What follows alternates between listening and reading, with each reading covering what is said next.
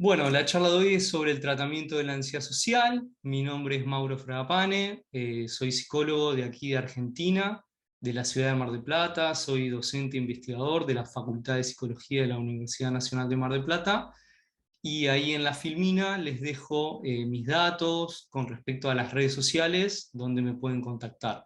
¿Sí? Mi Instagram, que es psicólogo Mauro Fragapane, Facebook, mi página de Facebook es lic de licenciado Mauro Fragapane, guión medio psicólogo, y mi web, mi página web, www.maurofragapane.com.ar, por si tienen alguna duda, algún comentario o algo que se quieran acercar, se pueden comunicar por esas vías. ¿Sí?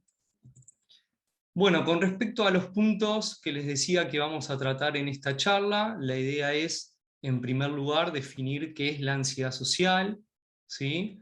Qué se incluye dentro de los trastornos de ansiedad, ¿sí? Cuáles son, en segundo lugar, los síntomas de la ansiedad social, poder ver la tipología, es decir, los tipos de ansiedad social y marcar la diferencia con el trastorno de la personalidad por evitación, o también llamado trastorno de personalidad evitativa, ¿sí? Conocer a grandes rasgos, ¿no? A modo introductorio, cuáles son los factores etiológicos, es decir, los factores que generan, ¿sí?, las vulnerabilidades que existen en las personas que padecen este tipo de problemática. Después, cuáles son los desencadenantes, es decir, cuáles son esos hechos puntuales en la vida, ¿sí?, que transitan las personas con ansiedad social, que pueden desencadenar, valga la redundancia, esta problemática. Y por último, cuáles son los mantenedores o los agentes de mantenimiento que lo que hacen es sostener la problemática en esta persona que padece ansiedad social. Luego de ello, un abordaje general sobre el tratamiento de la ansiedad social. Hay muchas investigaciones, digamos, desde hace décadas en lo que tiene que ver con los modelos cognitivos conductuales, que tienen, digamos, gran eficacia y efectividad, ¿sí?, con respecto a el abordaje de la ansiedad social. Han sido muy exitosos en eso. Voy a tratar de, digamos, presentar los lineamientos generales de cómo uno, como terapeuta, tendría que abordar un caso de ansiedad social, dependiendo siempre, obviamente, de la gravedad, ¿no?, y de la generalidad que tiene la problemática, cómo afecta en las diferentes áreas de la vida de la persona que tiene ansiedad social.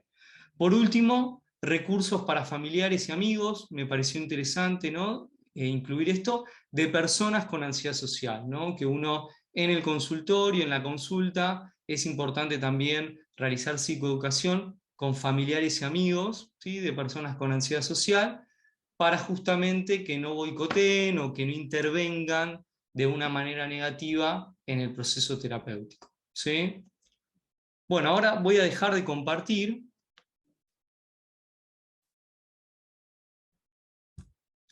Ahí está. Y voy a comenzar con la charla, ¿no? Vamos a empezar a hablar sobre la definición, ¿sí?, sobre la definición o conceptualización de la ansiedad social. En primer lugar, me parecía interesante poder distinguir, ¿no?, el miedo de la ansiedad, para luego de ello poder hablar de la ansiedad social, ¿sí? El miedo es una emoción, ¿sí?, básica, universal, entre todas las personas, ¿sí?, que tiene la función de anticiparnos ante una posibilidad de peligro, ¿no?, ante una situación de peligro. En cambio, la ansiedad es la respuesta emocional de mantenimiento, ¿sí?, de este accionar, ¿no?, que tiene algo interesante que tiene que ver con el mecanismo de anticipar una situación peligrosa en el futuro, ¿sí? Esa me parece que es algo importante para mencionar entre la conceptualización del miedo y la ansiedad en general. Cuando hablamos de ansiedad social, hablamos de esa respuesta de ansiedad, ¿sí?, en situaciones sociales. ¿Qué quiere decir esto? En la relación de una persona con los demás. Porque lo que se pone en juego ahí es la posibilidad de que la persona sea juzgada, criticada, dicho de otro modo, ser evaluada negativamente por los demás. Entonces, en otras palabras, podemos decir que la ansiedad social es esta reacción de ansiedad en las interacciones sociales por el temor de ser evaluado negativamente por los otros. ¿Sí? Y como es una reacción de ansiedad, tiene una serie de síntomas, ¿no? De expresiones que se dan en 3 facetas, como la gran mayoría de los cuadros o problemáticas en psicología, ¿no? Una faceta de tipo somática o física, una faceta de tipo cognitiva, ¿sí? Y una faceta de tipo conductual, que tiene que ver con las acciones visibles que ejecuta la persona. ¿Sí? Entonces, podemos decir, antes de empezar a hablar de los síntomas comunes de la ansiedad social, que metafóricamente la ansiedad social es el temor a las miradas. A mí me gusta hablarlo de ese modo. ¿Qué quiere decir con el temor a las miradas? No a las miradas propiamente dichas de los demás, sino a esta evaluación, a la interpretación que los otros pueden hacer de mi desempeño, entre comillas, o de mi conducta frente a los demás. ¿Sí?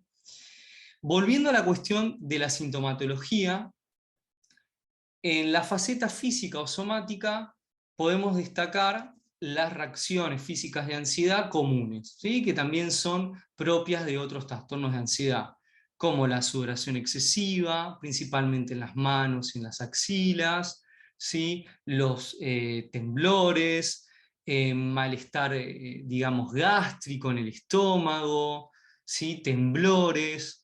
Y en la ansiedad social se dan 2 tipos de síntomas que son característicos de este cuadro. En primer lugar, la ruborización, ¿sí? El ponerse colorado, colorada, ¿no? Ese enrojecimiento del rostro, y el tartamudeo, empezar a entrecortarse lo que uno quiere decir o expresar frente a un otro. ¿Sí? Acá ya es importante mencionar que es muy común que cuando los pacientes vengan a la consulta, algunos de ellos nos planteen este malestar que sienten con respecto a la ruborización.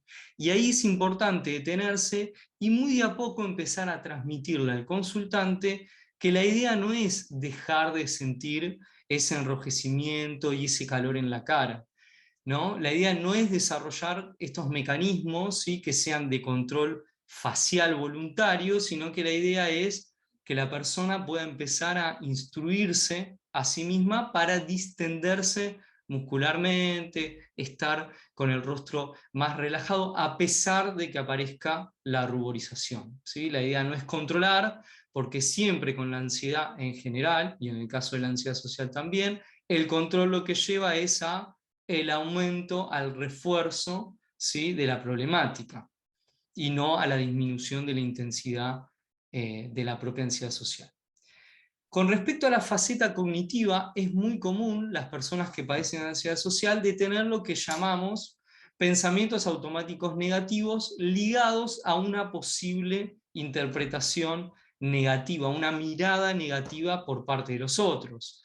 Y además se acompañan con autorreferencias que tienen que ver con cómo me veo a mí mismo frente a los demás. Me veo como inepto, como un tonto, como que no puedo poder entablar una conversación, poder realizar una acción frente a los demás, hablar frente a los otros, ¿sí?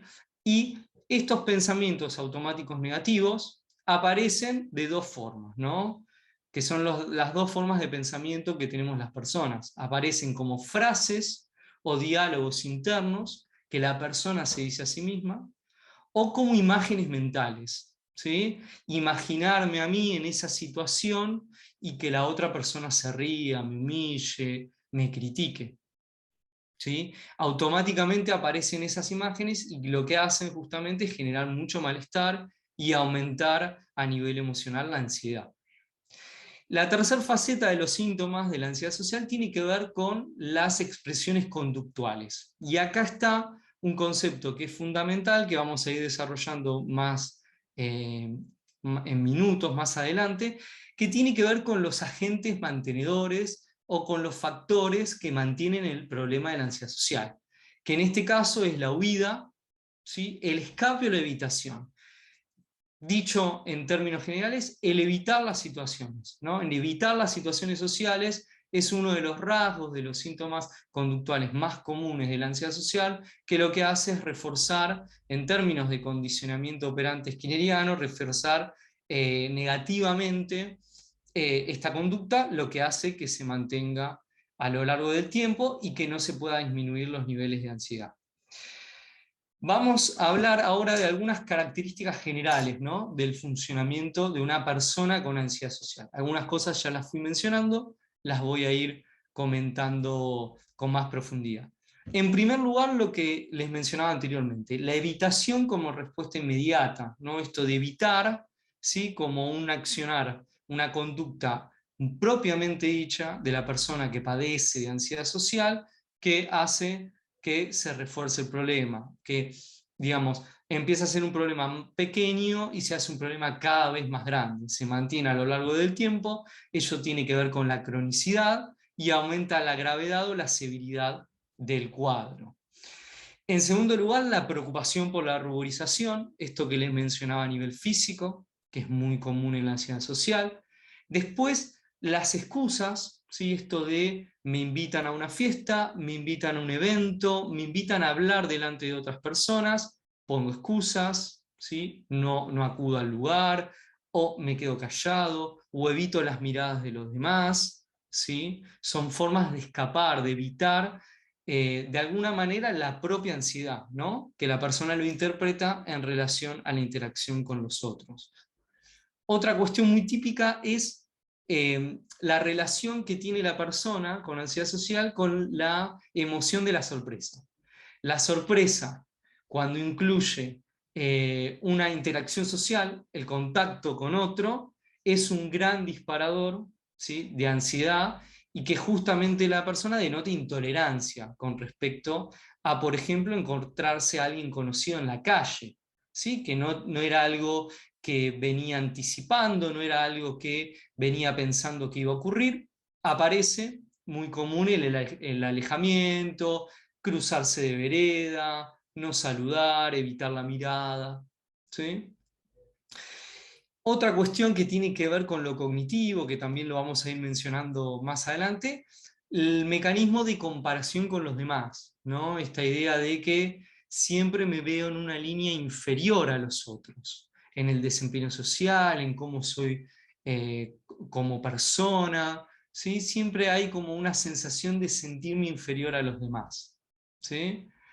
Aparece esta comparación, ligada también a una tendencia al perfeccionismo, ¿sí?, a querer realizar una performance. ¿Y por qué digo una performance? Porque en realidad uno no es que está haciendo una actuación constantemente en la vida, ¿sí?, pero la persona con ansiedad social considera que sí, que tiene que hacer una actuación y que esa actuación tiene que ser perfecta, impecable, sin errores, sin ningún tipo de entorpecimiento. Entonces ese nivel tan grado de perfeccionismo, con la comparación y con estas sintomatologías que describí anteriormente, bueno, aumentan el grado y ahí se presenta el grado de ansiedad y ahí se presenta el cuadro de ansiedad social, ¿sí? Generalmente cuando hablamos de perfeccionismo y hablamos también de preocupación y comparación, que eran estos mecanismos a nivel psicológico que intervienen en los cuadros de ansiedad social, las personas con ansiedad social se preocupan, ¿no?, por cometer errores, esto que mencionaba anteriormente. Entonces el perfeccionismo está puesto siempre el foco ahí, ¿no?, a no cometer ningún tipo de error al interactuar con el otro, al hablar frente a otro, ¿sí?, o a realizar actividades en público, que ahora vamos a hablar cuáles pueden ser, porque no solamente la ansiedad social se desarrolla en expresarse frente a los otros, ¿no? Bueno, es importante hablar de diferentes tipos de ansiedad social. Ya no hablamos hoy en día, ¿sí?, de fobia social. Esa era una, digamos, una referencia, un título antiguo, ¿no?, para enunciar este cuadro, ¿no?, este trastorno de ansiedad. ¿Por qué es antiguo? Porque en realidad se entiende que la ansiedad social, ya hoy en día se habla de un espectro de ansiedad social, de un gran abanico, ¿sí?, que se puede entender como un continuo, ¿no?, como un continuo desde una fobia social, previamente dicha, ¿no? Circunscripta o focalizada en algún evento social en particular, que puede ser hablar frente al público, comer frente a los demás, ¿sí? Escribir frente a los otros, tener que ir a un baño público a realizar nuestras necesidades, ¿sí? Tiene que ver con esa fobia social específica, ¿no? Lo que antiguamente se escribía como lo circunscripto, lo focalizado. Después tenemos otro tipo que es el no generalizado, que ya incluye más de 2 actividades de interacción social, que puede ser hablar en público y comer delante de otras personas, comer también en público. Ahí ya hablaríamos de un subtipo no generalizado porque incluye más de una situación. Cuando hablamos ya más de 2 situaciones de interacción social, hablaríamos de un subtipo o tipo generalizado de ansiedad social, ¿sí? Y por último, cuando directamente la persona tiene muchísima ansiedad ante cualquier interacción, no solamente a más de 2, hablaríamos de lo que se conoce como un trastorno de la personalidad por evitación, o trastorno evitativo de la personalidad, que ahí está atravesado, ¿sí?, por valores y por el autoestima y por el autoconcepto, es decir, la definición que la persona tiene de sí misma frente a los demás. Está muy menoscabada, hay una idea de mucha inferioridad frente a los demás, y ya es un estilo de funcionamiento que hace a la forma de ser del sujeto. Por eso hablamos de la personalidad, y no como una respuesta de tipo emocional, ¿sí? Bien, podemos decir, como enunciarlo, que la persona con ansiedad social no es que quiere estar ausente del contacto con los demás, sino que quiere estar fuera del foco, ¿sí? Fuera del foco, fuera de la iluminación, de las luces que interpreta que existen en la vida, por eso evita asistir a lugares, por eso evita expresarse frente a los demás. Pero el interés está. ¿Sí? No hablaríamos de un cuadro, por ejemplo, en el caso de un estilo más esquizoide de la personalidad, donde no hay tanto interés o compromiso en relación al otro, sino que aquí hay un interés, realmente hay un interés que es importante, ¿sí? Pero lo que hace el sujeto es actuar de esta forma, como esquivando esa posibilidad de contacto, a pesar que lo desea y lo quiere, claramente. Bueno, ahora vamos a pasar a hablar de los factores etiológicos, ¿sí?, que pueden generar de origen de la ansiedad social. Luego de ello hablaremos de cuáles son los factores que pueden desencadenar algún hecho en particular de la vida del sujeto, que generalmente se puede dar más en la adolescencia, ¿no? En la construcción de ese guión de vida. La adolescencia es una etapa central en la constitución de la personalidad, de la autoestima, ¿sí? Por eso hay mucha preponderancia de cuadros de ansiedad social entre los 18 y los 34 años, ¿sí? Y ya ha llegado más alrededor de los 50, de la adultez mayor, empieza a declinar la ansiedad social. Las personas parecieran ser que no nos interesa tanto la mirada del otro, no le ponemos tanto foco a la importancia de la mirada del otro. En cambio, en la juventud esto es más común, ¿sí? Teniendo en cuenta obviamente todos las cuestiones que fuimos mencionando anteriormente y que ahora lo vamos a desarrollar con mayor precisión, ¿sí?, con lo que tiene que ver con los factores etiológicos y los desencadenantes. En tercer lugar, los agentes mantenedores, que algunas de las cuestiones ya las fui mencionando anteriormente, lo vamos a repetir como para ir dándole una asociación con esta descripción de los factores etiológicos y de los factores desencadenantes.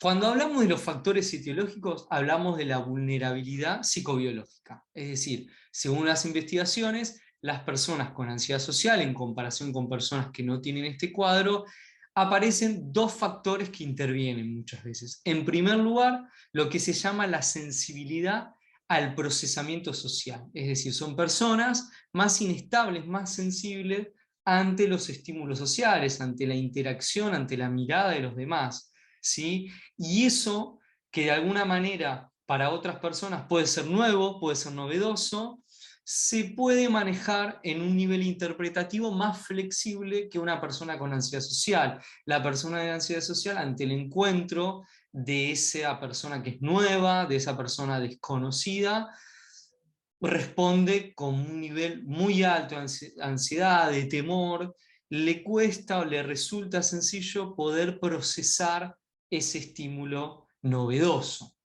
¿Sí? Así como la inhibición comportamental. La inhibición comportamental tiene que ver con una tendencia ya propia del temperamento de tener cierta aprensión o cierta inhibición en el vínculo con el otro. ¿Sí? Esos son dos de los factores centrales que hacen a la vulnerabilidad psicobiológica. Luego de eso, hablaríamos de la incidencia ambiental y del aprendizaje. Cuando hablamos de la incidencia ambiental, hablamos en primer lugar de la familia, ¿no? De las relaciones con los padres, con las madres, con los cuidadores, en el caso que no haya padre o madre, con los hermanos, con las hermanas, ¿no? Se empieza a desarrollar un tipo de interacción social dentro de ese sistema familiar que generalmente tiene ciertas características, ¿no? Familias que son muy cerradas para el afuera, ¿sí? Con fronteras muy rígidas, y que son poco presentes esos miembros familiares de la interacción entre sí, ¿no? Del día a día, de cómo está el otro, de las novedades que les va sucediendo a cada uno de los miembros, muy cerrada hacia afuera y muy ausente por momentos hacia adentro, ¿sí? Padres también o madres que tienen cierta tendencia a la ansiedad y por ende una intolerancia, ¿sí? A poder regular los niveles de ansiedad cuando lo perciben en sus hijos, ¿sí? Y obviamente muchas veces sucede el déficit de refuerzos positivos en términos más conductuales, o sea, de la contención, de la escucha, de la aprobación, de una mirada positiva cuando hay algún desempeño de la persona frente a otros. Generalmente hay una anulación, digamos, un dejar de lado a ese niño, a esa niña, que va desarrollando justamente una mayor aprensión al vínculo con los otros, ¿sí? No me gustaría dejar de mencionar lo que tiene que ver con las investigaciones en la ansiedad social con los estilos de apego, ¿no? La famosa teoría del apego de John Bowlby. Generalmente las personas con ansiedad social tienen mayor tendencia a un apego ansioso, inseguro, de tipo ambivalente, donde la figura de apego, cuando yo la necesito, a veces está y a veces no está, o un estilo de apego. Entonces lo que hace el niño es desarrollar como, digamos, mayor ansiedad ante la separación y el acercamiento de los demás. Esto que ocurre con los padres después se puede replicar ya en la adultez, ¿no? Entonces es lógica la asociación con la ansiedad social cuando hay apego de este tipo. Y el otro apego es el apego evitativo, ¿no? Directamente cuando hay una falta de presencia por parte de los padres, ¿sí? Lo que hace el sujeto es ir desarrollando un estilo evitativo en el contacto con el otro, ¿sí? Cuando esto está muy rígido, lo vinculamos muchas veces también con los tipos de el trastorno evitativo de personalidad que les mencionaba anteriormente. Bueno, luego de eso, hablando de la etiología, ya podríamos hablar de ciertos factores desencadenantes, ¿sí? Los factores desencadenantes son los que podemos llamar como hechos puntuales que le ocurren a la persona en la etapa de la adolescencia o de su infancia, ¿no? Eh, Cuando uno escucha a los pacientes con ansiedad social, empieza a escuchar historias ligadas al bullying, ¿sí? Al maltrato escolar, a cuestiones que tienen que ver con haber pasado alguna situación embarazosa de mucha ansiedad frente a otros en la escuela, o en el caso de la universidad, o al dar exámenes orales, ¿sí? Frente a los profesores en la universidad, ¿sí? Hechos puntuales que vive la persona puede ser también un factor desencadenante y luego de mantenimiento a la actualidad del sujeto de este tema. A veces es por ese aprendizaje directo de me sucedió una vez, fui a dar un examen en la universidad, me sentí muy ansioso y ya para el próximo no voy y para el otro no voy. Es por un aprendizaje claramente directo que se genera, o puede ser por aprendizaje, por modelado de tipo vicario. ¿Qué quiere decir esto?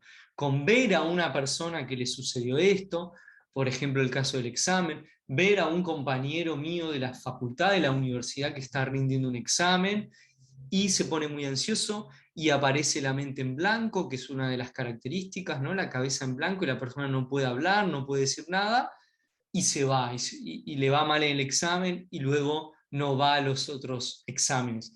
Yo al percibir eso, por aprendizaje vicario, puedo pensar que me puede ocurrir a mí también, ¿sí?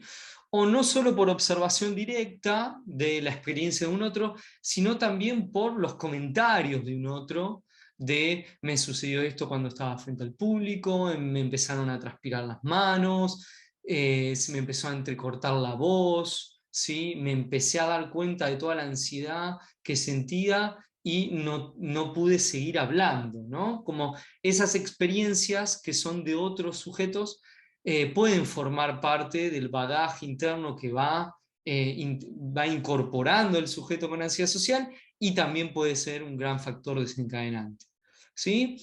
Momentos de la vida, como mencionaba, de la adolescencia, fracasos amorosos, porque la ansiedad social también aparece mucho en el área sexoafectiva, amorosa, de seducción, que uno va a una cita y no sabe cómo tener que actuar frente al otro y se siente evaluado, evaluada. Al tener quizá una experiencia negativa de ese tipo, puede también desencadenar un cuadro de ansiedad social, ¿sí? Eso es interesante también mencionarlo porque muchas veces aparece en la consulta. Bien, vamos a hablar ahora, ¿sí?, de los agentes mantenedores de la ansiedad social, que algunas de las cosas las fui mencionando más de tipo conductual. También hay algunos mecanismos que son comunes, por ejemplo, con la depresión a nivel cognitivo y que es interesante poder mencionarlo. Luego de ello voy a hacer algunas referencias generales de modelos teóricos explicativos, ¿sí?, de lo que estuve yo mencionando anteriormente, ser un poco más específico en eso, y luego ya iríamos a charlar, a poder conversar sobre el tratamiento de la ansiedad social, ¿sí?, como terapeutas.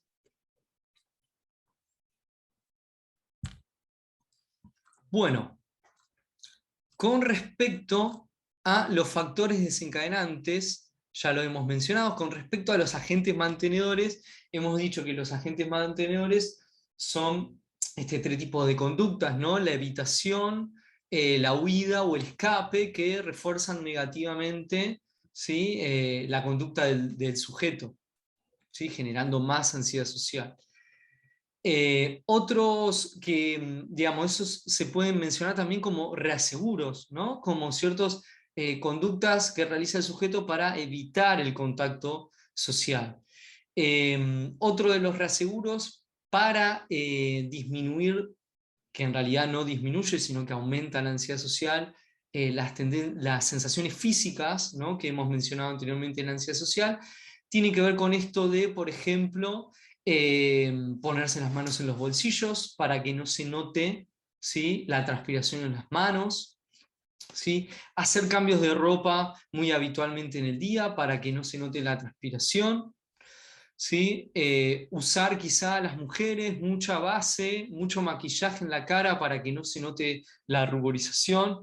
Recuerdo, por ejemplo, a una paciente que le ocurría mucho eso y estaba constantemente maquillándose para de alguna manera ocultar la ruborización que tenía, hasta había pensado hacerse una intervención quirúrgica que pareciera ser que existe sobre ese tema para regular, ¿no?, a nivel anatómico el enrojecimiento. Eh, o también cuestiones que tengan que ver con el pelo, por ejemplo, esto de taparse la cara, no mirar al otro. Bueno, son todos reaseguros, conductas que lo que hacen es evitar el contacto con el otro y refuerzan la problemática, ¿sí? Eso a nivel conductual es importante mencionarlo. Y a nivel cognitivo aparece el mecanismo de la rumiación, que es el mismo que la depresión muchas veces, ¿sí? Esto de constantemente estar pensando que no voy a poder ir a esa fiesta, que no voy a poder dar ese examen, que no voy a poder reunirme en el bar con esa chica, con ese chico, ¿sí? Esta cosa constantemente de rumiar, de darle vuelta a esos pensamientos negativos, que lo que hacen es mantienen la ansiedad social, al contrario, aumentan la intensidad de la emoción.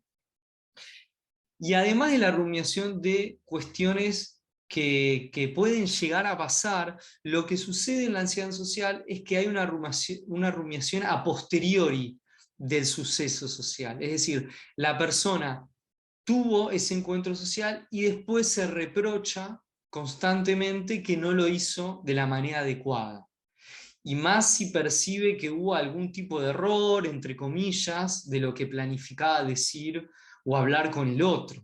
¿Sí? Entonces esa rumiación es previa a la acción social, al intercambio social, y también se da a posteriori, ¿no? Esto es un poco también lo que explican algunos de los modelos teóricos, ¿sí? En psicología sobre la ansiedad social. Para sintetizar este modelo explicativo general de la ansiedad social, ocurre que la persona se hace muy responsable de la interacción social con el otro, hay altas expectativas de una performance o de un desempeño social superlativo, ¿sí? Pero por otro lado considera que tiene bajos recursos o habilidades sociales para poder hacerlo. Hay mucha expectativa y muy bajos recursos internos según el sujeto. Más los síntomas físicos, más los síntomas cognitivos y estas experiencias internas que sucede, que he mencionado anteriormente, más lo conductual, constituye todo un patrón y un cuadro que es muy difícil salir. Por eso es fundamental la ayuda terapéutica. ¿Sí?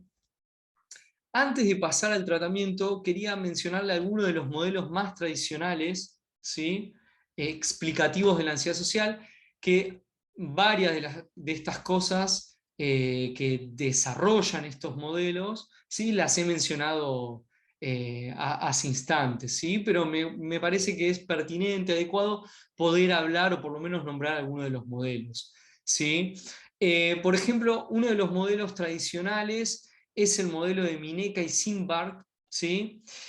Que según este modelo, ¿no? hay una tendencia, digamos, de tipo biológica, una vulnerabilidad biológica, tiene que ver con el temperamento, esto que les mencionaba anteriormente, con experiencias traumáticas de condicionamiento directo, de aprendizaje directo o de tipo vicario, ¿sí? Y esa percepción a la falta de control social, ¿no? Personas como en el caso de sujetos, ¿no? Que tienen otro tipo de cuadro, trastorno de ansiedad, hay mucha tendencia a querer controlar la ansiedad, ¿no? Y este modelo teórico ya hace tiempo atrás lo mencionaba, ¿no? Después está el modelo de Liari y Kowalski, que hacen énfasis también en otro de los modelos ligados más a la psicología evolucionista, que ciertos autores hablan de dos sistemas, ¿sí?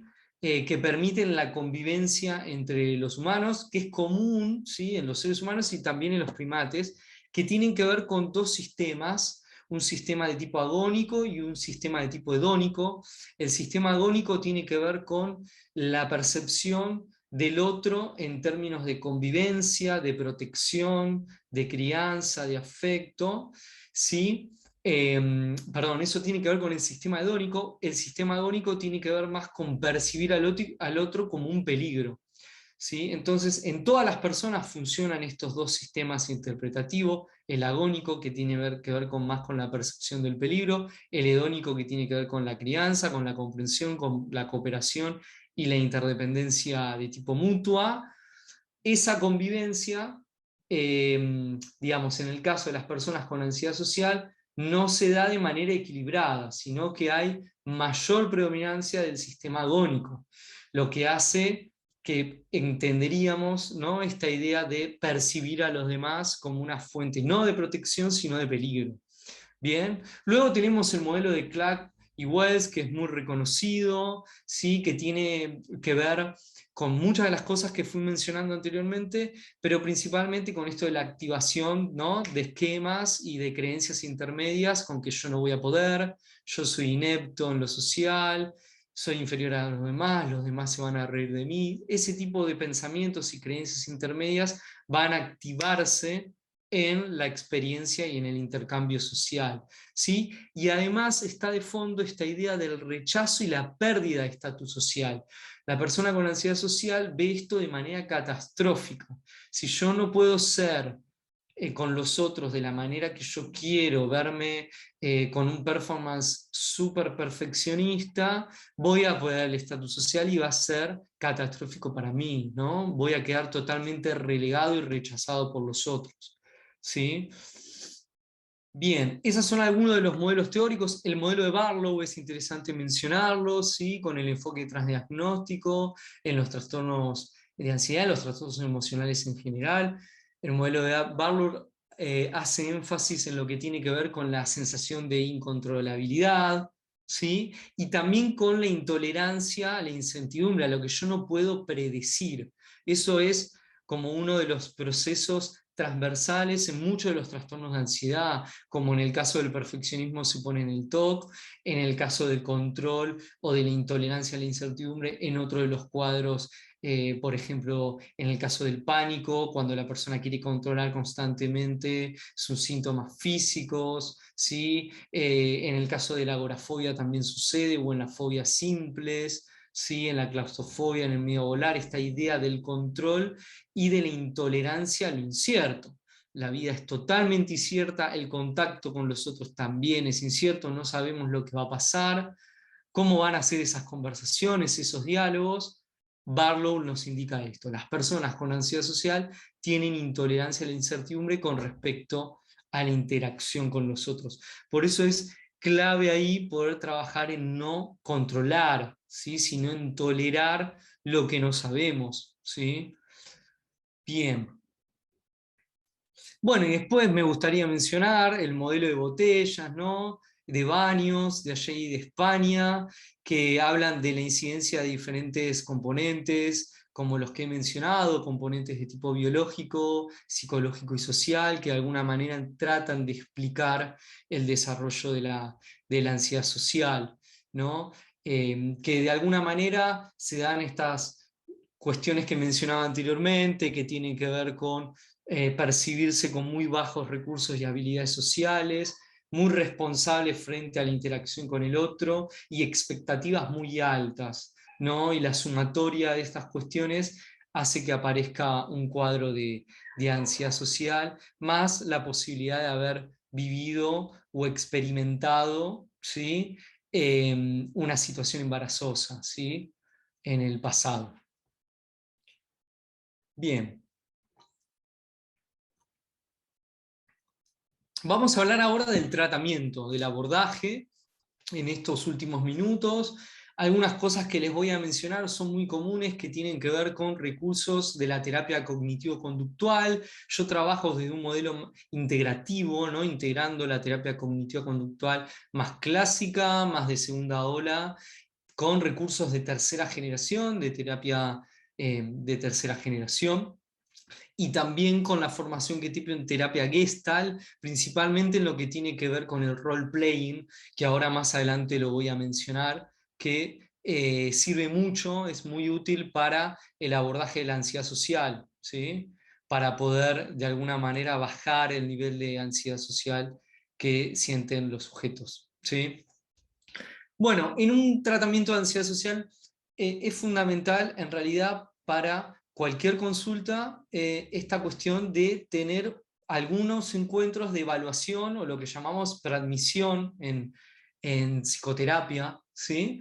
Y esta evaluación consiste, en mi caso, en tener 2 entrevistas libres con mayor profundidad, donde yo ahí trato de ir construyendo el caso y diseñando el caso de manera conjunta con el consultante. Para ello tengo en cuenta ciertas variables, que algunas de ellas también las he mencionado anteriormente, que tienen que ver con el grado de malestar que siente la persona, el grado de urgencia, ¿sí?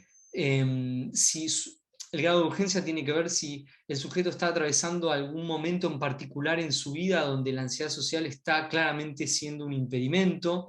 Muchas veces vienen a consultar por eso las personas con este tipo de problemática, por ejemplo, no poder rendir exámenes, ¿sí? No poder, si es docente, o sea, profesor esa persona, y ya tiene antecedentes de ansiedad social, poder dar clases en colegios, en escuelas, en universidades, ¿sí? Entre otras cuestiones. Entonces, cuando hay un grado de urgencia y un malestar importante, es interesante tenerlo en cuenta para ver de qué manera uno puede empezar a construir ese caso y proceder con el uso de técnicas e intervenciones en particular. Luego de ello, el grado de reactancia tiene que ver con el grado de lo que podemos llamar como cierta resistencia por parte del consultante, de no verse a gusto con los comentarios del otro, personas que tienden a desestimar lo que el otro dice, a negarlo, ¿sí? A ser bastante rígidas y poco receptivas de lo que el otro le menciona, en este caso del terapeuta. El grado de reactancia es muy importante teniendo en cuenta para, en todo caso, empezar a utilizar intervenciones que sean de tipo indirecta y tener un estilo no tan directivo, tan directo al comienzo de la terapia cuando estamos construyendo con el paciente lo que se denomina la alianza terapéutica, ¿no? La alianza terapéutica tiene que ver con la conformación justamente de ese vínculo de rapport que se tiene que tener con el consultante y el acuerdo de objetivos del espacio y de los medios que tienen que ver con las técnicas, las intervenciones que le vamos a proponer al consultante. Si esas tres cuestiones están presentes, es muy probable que la terapia funcione, ¿sí? Que tenga resultados positivos. Luego el grado de reactancia, entender si hay comorbilidad, es decir, si hay presencia de otro tipo de problemática a nivel psicológico, ¿sí? Eso es muy importante teniendo en cuenta, si vemos que está solapada la ansiedad social con una depresión, ¿sí? Que eso es muy común muchas veces cuando esto se cronifica con el tiempo, este tipo de cuadro, puede aparecer en primer lugar una depresión, uno va indagando, va trabajando y luego nos encontramos con un cuadro de ansiedad social generalizada. Eso es importante tenerlo en cuenta, el tema de la conmovilidad, ¿sí? Y después tres variables interesantes que tienen que ver con primera entrevista, que refieren a la rotulación, a la manera en que expresa la persona, ¿sí? Esto que le está pasando. Eso es muy importante para después poder utilizar esa terminología, esas frases, de cómo rotula, cómo titula esta problemática la propia persona, para poder explicar lo que le sucede, lo que le está sucediendo, lo que llamamos psicoeducación, que es una de las primeras intervenciones que vamos a empezar a hacer. Luego entender la atribución. La atribución tiene que ver con en dónde pone el foco la persona, en dónde para la persona está la causa de este malestar. En general, en los pacientes con ansiedad social, la atribución es interna. Tiene que ver con una cuestión de que a mí me pasa esto porque yo no puedo, porque tengo una falla, porque la cabeza no me da para esto. ¿Sí? Es raro que haya una atribución de tipo externa, donde hay una despersonalización o se arroja, digamos, la responsabilidad, la famosa culpa en otros. Puede haber con respecto generalmente a lo familiar, pero en primera entrada, en primer inicio, generalmente la atribución es más de tipo interna. Y luego de ello tener en cuenta la búsqueda, lo que busca la persona del espacio, qué es lo que quiere lograr para balancear las expectativas que también presenta, y las soluciones intentadas, es decir, qué cosas hizo a lo largo de este tiempo para regular este problema, ¿no? Que generalmente ahí aparecen los reaseguros, ¿no? A nivel conductual y a nivel también cognitivo, que es lo que vamos a ir trabajando con el paciente. Es muy importante que el terapeuta tenga un estilo, digamos, acogedor, de carácter suave con los pacientes, al principio poco directivo, sí siempre activo y reforzador. ¿Qué quiere decir esto? Activo, ¿sí? Proponiéndole, una serie de acciones a llevar a cabo, y reforzador en términos de contener al otro, de felicitarlo cuando va logrando, digamos, ciertos progresos en el proceso de terapia. Es muy importante poder trabajar en eso, en los refuerzos positivos, para mostrarle que el propio sujeto después se los puede dar a sí mismo, ¿no? Es importante poder mencionar eso. Luego de tener en cuenta esto de la evaluación, es fundamental hacer una evaluación. En mi caso yo lo hago con el uso de escalas o cuestionarios, ¿sí? Hay algunas escalas muy interesantes y muy reconocidas, ¿sí? En psicoterapia, la escala de ansiedad social de Vygotsky, el SPS, que es la escala de fobia social. También está el SPY, que es la escala de fobia social, y el inventario de ansiedad para niños, ¿sí? En el caso que trabajen con niños, ¿sí? o adolescentes, o que están entrando en la adolescencia. Sí, el uso de cuestionarios es una gran herramienta porque permite complementar lo que uno va recabando como información en la primera, en la segunda, en la tercera sesión, ¿sí? Y luego de ello presentar un plan de tratamiento al paciente, que va a consistir en primer lugar trabajar en psicoeducación, explicando lo que es la ansiedad, lo que es el miedo, lo que es la ansiedad social, cuáles son los factores etiológicos desencadenantes y que mantienen el problema, y uno va a empezar operando desde los mantenedores, ¿sí? De estos agentes que refuerzan constantemente el cuadro de ansiedad social. Eso la persona lo tiene que tener en claro. En primer lugar, ya sirve para bajar los niveles de ansiedad, ¿sí? Y para normalizar. ¿Qué quiere decir esto? Para entender que esto no me pasa a mí solo, sino que a un montón de personas le ocurren. Y más en esta etapa de mi vida en la que estoy transitando, ¿sí? Luego de eso empezar muy a poco a desarticular los reaseguros. ¿Cómo vamos a desarticular los reaseguros? Con lo que llamamos reestructuración cognitiva y la herramienta fundamental, que es la exposición. La exposición, en primer lugar, es importante poder hacerlo en imaginería, ¿sí? En el consultorio, con el paciente. Se pueden usar grabaciones para que el paciente después se lleve, las escuche entre sesiones, como actividades entre sesiones. Y luego de ello, la exposición en vivo, que es la herramienta central en todo tratamiento de ansiedad social, ¿sí? En cualquier tipo en cualquier tipo de ansiedad social, la exposición en vivo es fundamental. Luego de ello se utiliza también el biofeedback, esto de grabar a la persona realizando alguna actividad social, de interacción social, para que luego vea los progresos que fue generando a lo largo del tiempo. Y cuando hablamos de la reestructuración cognitiva, que tiene que ver con estos diálogos que empiezan a ser alternativos para poder cortar la rumiación, ¿sí? Que el sujeto tiene, y la activación de esos esquemas nucleares sobre sí mismo, y empezar a incorporar, ¿sí? Esquemas nuevos, ¿sí? Ideas nuevas y novedosas que le permitan flexibilizar algunas cuestiones y no focalizar en lo que siempre hace, que es en esos esquemas, en esas creencias intermedias y en esos pensamientos automáticos negativos.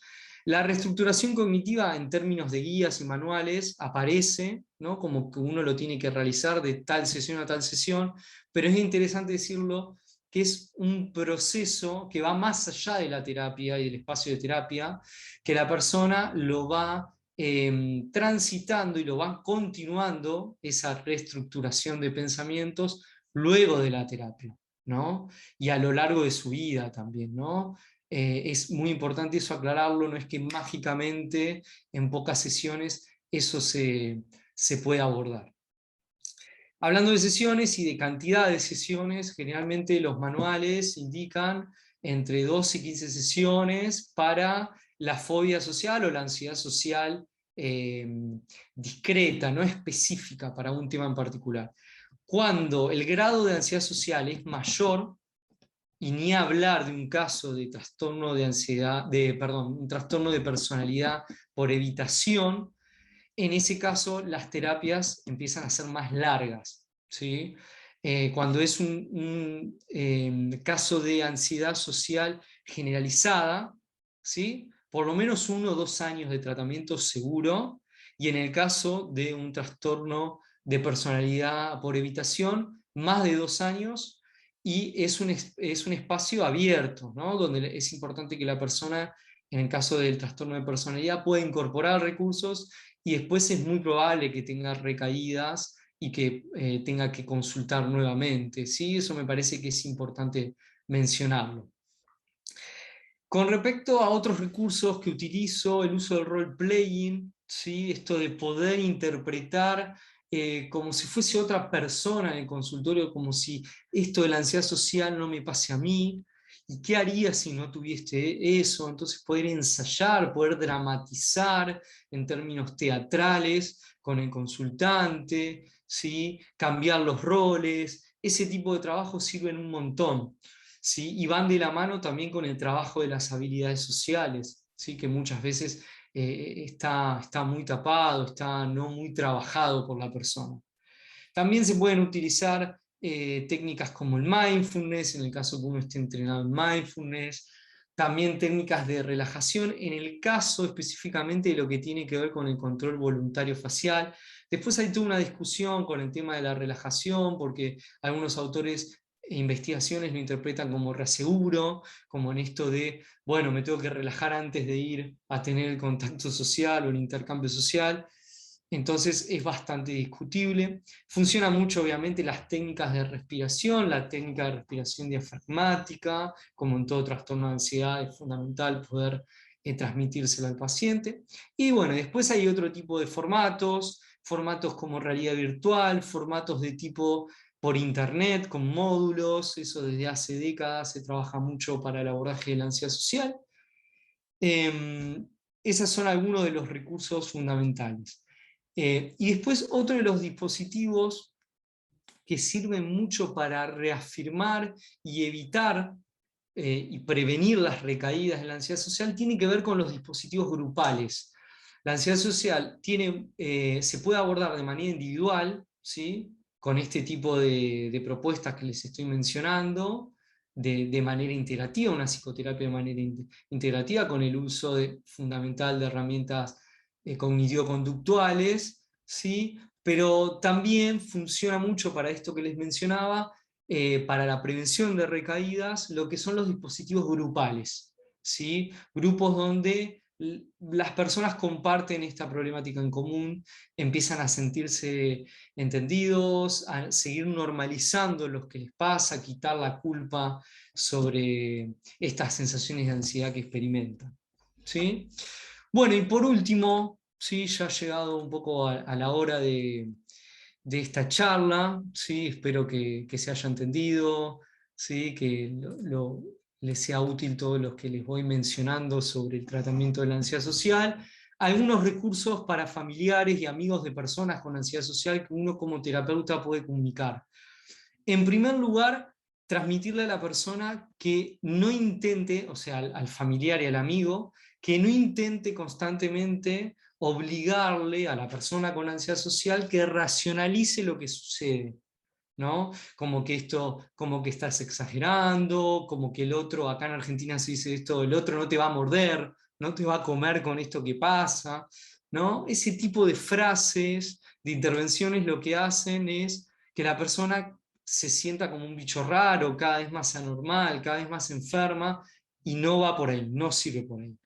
Lo que hay que hacer ahí es tratar de trabajar con uno mismo, en el caso de los familiares y los amigos, las parejas de personas con ansiedad social, en la aceptación de la problemática de la persona con ansiedad social. Poder aceptar que es un poco parte de su estilo de funcionamiento ante los otros, ¿sí? La aceptación es un trabajo de por vida muchas veces, que es difícil, pero que no es imposible. Eso es fundamental también transmitirlo. Prestarse mucho a la escucha, ¿sí? No tanto a la intervención de qué te pasó, ¿no? De indagarlo, de indagar a la persona con ansiedad social cuando va a un encuentro frente a un otro, sino más prestarle hacia la escucha, cómo te fue, y hasta ahí nomás, ¿sí? Y siempre estar disponible como familiar y amigo de una persona con ansiedad social al encuentro, ¿sí? Con un profesional, en este caso con el terapeuta, que lo solicite, ¿sí? Que muchas veces hay resistencia por parte de los familiares y de los amigos, ¿sí? De asistir a las consultas. Entonces es importante esto de poder estar dispuesto a ir al encuentro, al espacio terapéutico para poder ayudar, ¿sí? Bueno, muchísimas gracias por la escucha, espero que les haya sido útil y ahora podemos abrir